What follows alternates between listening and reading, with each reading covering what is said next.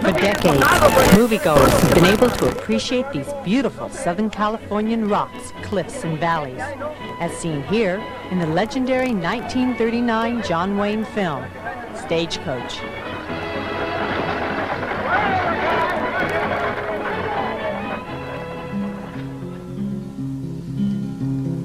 Blue skies are turning red, sun gone down upon my head. Up beyond that mountain range, deep into a halo phase. Contrast the ebb of light, silent as the dead of night, against the useless words and fight, but none are here. Santa Susana,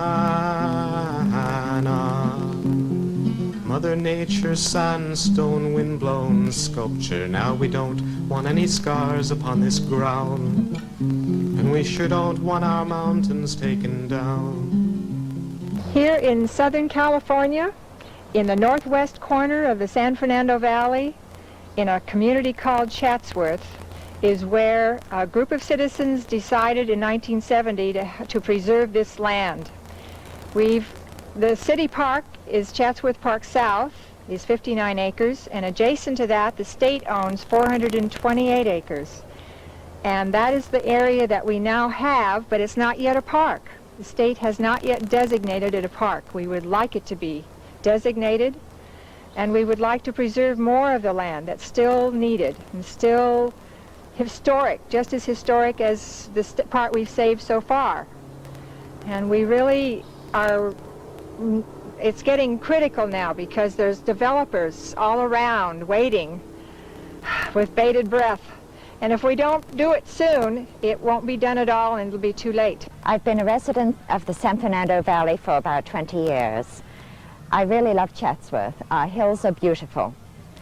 The Indians loved them too, and they had their trails running all across the ridge line, over the hill into Simi Valley, and all around this whole area. Years later, the Padres also ran a trail across the pass to go to their missions in Northern California. Centuries ago, other peoples inhabited this area, and in many places, evidence of Chumash and Gabrielino native culture is preserved today.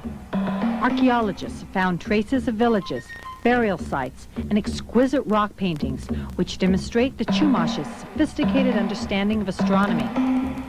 Perhaps one of the most intriguing features of this site is its possible functioning as a winter solstice marker on and around December 21st at sunrise. The sun enters the cave through a natural notch at the front of the rock, and a triangular beam of light is cast upon the series of concentric circles that we see here.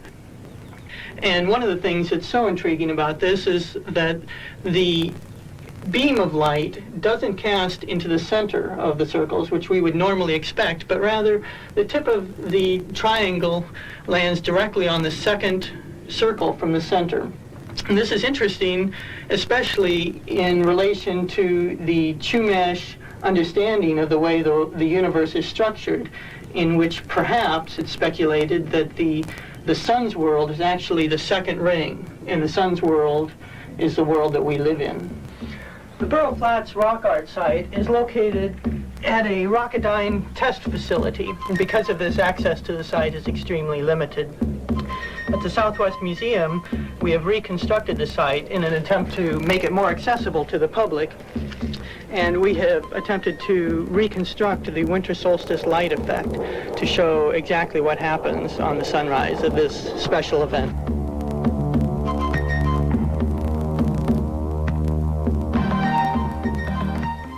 In 1860, a stagecoach trail was built across the pass. It's a very exciting trail called the Devil's Slide because it's so steep that the passengers used to be in imminent danger of falling out or were very concerned about the stagecoach going over the edge of the road. We're on the old stagecoach trail from Los Angeles to San Francisco. We're specifically on the Devil's Slide here in the Santa Susana Mountains, one of the best preserved pieces of the trail that we have left today. We can see here on this trail chips in the rock made by the Chinese laborers as they pick their way through this mountain. We can see drill marks made so they can put the dynamite in and blow out parts of the rock. We see the drainage ditches along the side to keep the water off the coach trail. And this particular part is called the Devil's Slide because the wheels had to be blocked with logs or pieces of wood so they would actually slide down this area. It is so steep. They also put on an extra team of horses on the way down and on the way up. They say that there were three kinds of passengers: those that rode, those that walked, and those that pushed. We're pushing right here. William Henry Seward, on his journey to Alaska in 1869, used this route through California and on this very trail. There's an interesting story that goes along with his trek through here in the stagecoach. His driver, Mr. Bard, wanted to show that this trail was not only possible, but that it was expeditious. And so he set out to set a speed record. And as he came careening over the pass into Larry Station, which is right down by the present Hopetown, he found that his relief horses were not there. So he rounded up wild horses, put them on the wagon, and finished the trip that way. Needless to say, Mr. Seward had a sore bottom when he got to the end of the trail. One of the best, if not the best, rock climbing spots in urban Southern California is at Stony Point Park. On any given weekend, rain or shine, this Los Angeles City Park in Chatsworth becomes the destination for experienced rock climbers and beginners alike to practice the sport, carefully negotiating a path where seemingly no path exists, high above the ground. In the 20s, many silent movies were made around in these parts. And one of them was undoubtedly made right here at this railroad tunnel. And at that time, they thought this palm tree would be effective, and they planted it for that purpose as part of the set, and they left it. At the time the tunnel was completed in 1904, this was the longest tunnel in the Western Hemisphere, over 1.5 miles long. This area contains 4 layers of traffic that are visible to the eye right now. There's the 118 freeway, there's the Santa Susana Pass Road that came into existence in 1915. Before that, there was the wagon trail that was in existence from 1890 to 1915. And before that is this trail that I'm on today, the Stagecoach Trail, in which our ancestors traveled in wagons, and I am in awe that they did this because this is a very rugged area here. This trail was from 1860 to 1890. Today, this park and the trail system is part of a whole Rim of the Valley trail system. It spreads all the way from the Santa Monica Mountains up through our pass area, around the Santa Susana Mountains behind me, right over to the Angeles Crest Highway, the forests and public land that is over in that area. All of these trails are very important. Each piece is a necessary link in the whole system. If one piece goes, you no longer have continuity. So it's very important that we preserve every piece of trail and open space that we possibly can. It isn't only hikers, joggers, runners, and equestrians. The wild animals use our trails too. It's a critical wildlife corridor area. It allows the migration of a lot of animal species between the two areas.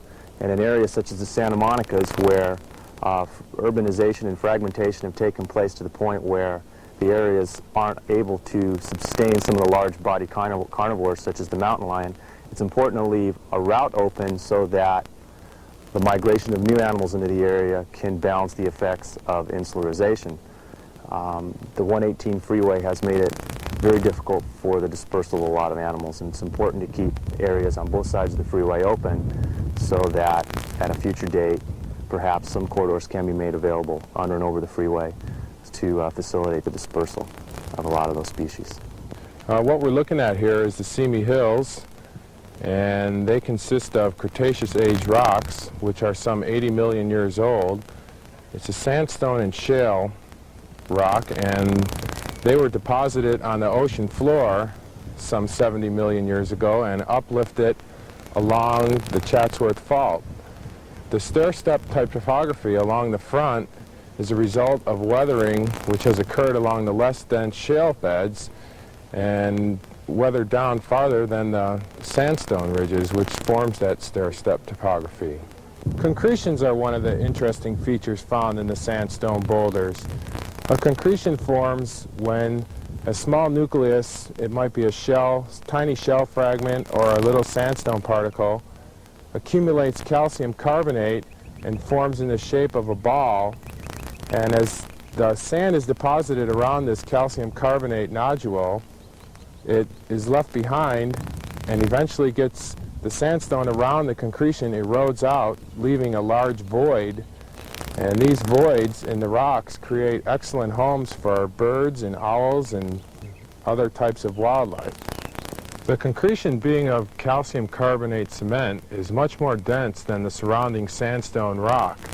The concretion up above here has long since fallen out, leaving this large void in the sandstone rock.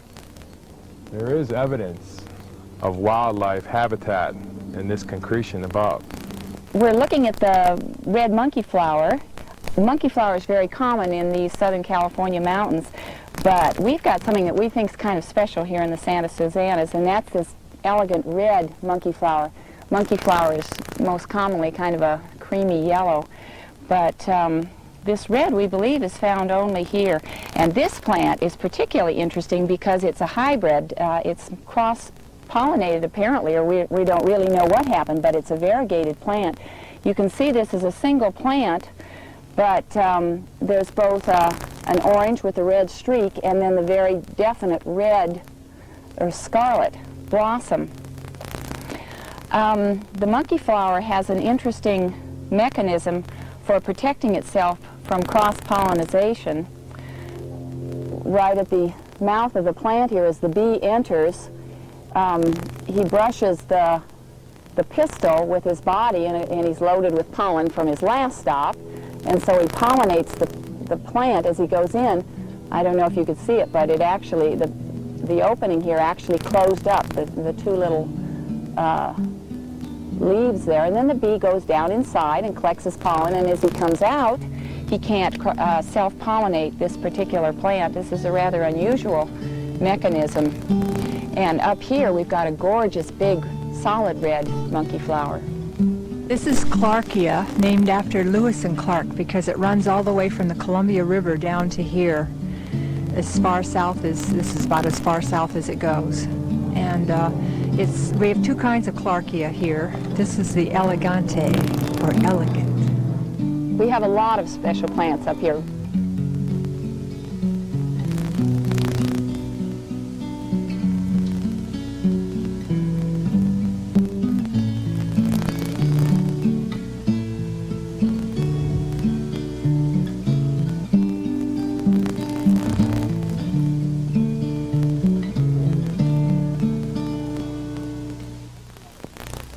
I feel that we have a very serious responsibility right now to preserve this area for the future. We owe it to our children to save this area that is so rich. Because this is in two counties, the Ventura and Los Angeles counties, we need to have the state have jurisdiction over the area. So that's why we're asking for it to be a state historic park. Also, it's adjacent to the National Recreation Area, and therefore it will have access to the same numbers of people that use that area will be able to come over to this area and enjoy it as well. Blue skies are turning red, sun gone down upon my head, up beyond that mountain range, deep into a halo phase. Contrast the above light, silent as the dead of night, against the useless words and fight, but none are here. Santa Susana, Mother Nature's sandstone windblown sculpture. Now we don't want any scars upon this ground, and we sure don't want our mountains taken down. My friends talk about Big Sur and Mammoth and Kern River too, as if we had to go somewhere 100 miles away from L.A. Me, I'm riding down on Chatsworth Line on Devonshire in the winter time. Sun gone down like a fiery ball, lit up the clouds, here's what I saw. Cloudy billows tilt the sky and whirl it out and sail it away and catch the orange day and push it back against the night for one last bright blue streak of light. Santa Susana, Mother Nature's sandstone windblown sculpture. Now we don't want any scars upon this ground, and we sure don't want our mountains taken down. This place is called the Simi Hills. It took 1,000,000 years to build, where wild oats and streams abound. It only takes a year to tear it down. Santa Susana, Mother Nature's sandstone windblown sculpture. Now we don't want any scars upon this ground, and we sure don't want our mountains taken down. No, we sure won't let our hills be taken down.